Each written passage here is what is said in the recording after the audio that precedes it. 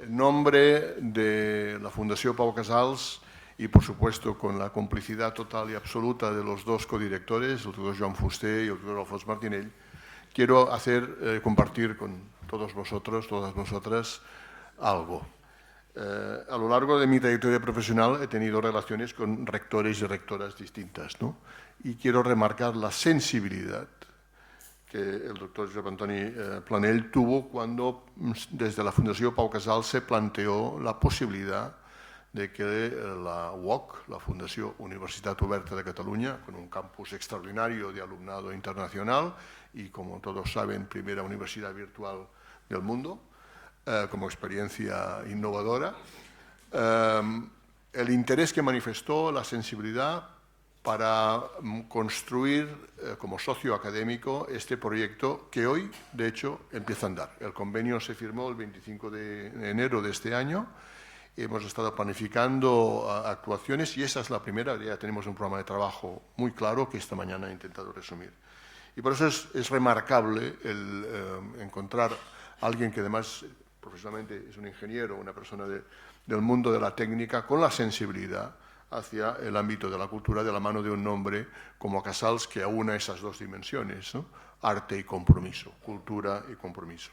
Pues tenemos el honor de escuchar sus palabras de cierre a la sesión de las 4. Doctor. Muy bien, muchas gracias, Jordi. Gracias por tus amables palabras. En primer lugar, quiero excusarme por no haber estado aquí al principio y por llegar con retraso, pero teníamos una sesión a la misma hora, una sesión de patronato con nuestra fundación y, por tanto, me ha sido imposible estar aquí a las 10, pero no quería perder la oportunidad no quería de ninguna manera desaprovechar la ocasión de manifestarles personalmente, en nombre propio y de la UOC, el honor y el privilegio que representa para nosotros que esta Cátedra Pau Casals sea hoy una realidad y se estrene con esta jornada. Por tanto, quede reafirmado el compromiso de la UOC con la Fundació Pau Casals y con esta cátedra conjunta. En este sentido, la jornada representa un aviso a navegantes sobre su potencialidad, orientación y ambición. Cuando el profesor Joan Fuster me informó sobre ella, me hizo recordar una anécdota, creo que absolutamente pertinente, atribuida a Winston Churchill.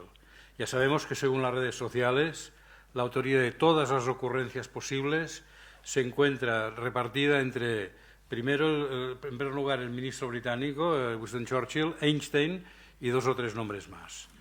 En este caso, sin embargo, parece que la anécdota es verídica. Según cuentan, en uno de los momentos más duros de la Segunda Guerra Mundial, cuando Gran Bretaña y su imperio colonial se enfrentaban en solitario a las potencias del Eje, debía decidirse de dónde recortar y reorientar el presupuesto público. El esfuerzo de guerra era cuestión de vida o muerte. Pero cuando un colaborador sugirió eliminar las partidas culturales, Churchill se negó con 2 sencillas preguntas. ¿Quitarle el presupuesto a la cultura? Entonces, ¿para qué luchamos? Más allá de la veracidad, el episodio ilustra cómo la centralidad de la cultura no es opcional o variable, sino fundamental y esencial. En otras palabras, no es que la cultura también sea importante en momentos críticos como las guerras, sino que es entonces cuando es sobre todo relevante. El resto solo es barbarie.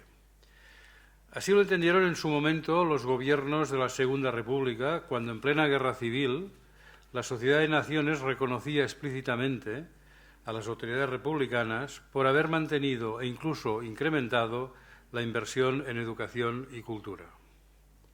Sin duda, a la hora de saber si un régimen es democrático, basta con ver cuál es su actitud hacia la cultura y el patrimonio en general en tiempos de paz, como especialmente en momentos de crisis. Lo hemos comprobado a lo largo de la historia y lo hemos sufrido en nuestro país en épocas oscuras. Y todavía lo hemos revivido recientemente con el asesinato por parte de las tropas rusas del director de orquesta ucraniano Yuri Karpatenko. Reflexionar sobre la cultura y el patrimonio en guerra es, por lo tanto, una forma de defender también la democracia, la libertad y los derechos humanos. Justamente uno de los mejores legados que nos dejó el ejemplo y la trayectoria del mestre Casals. Moltes gràcies.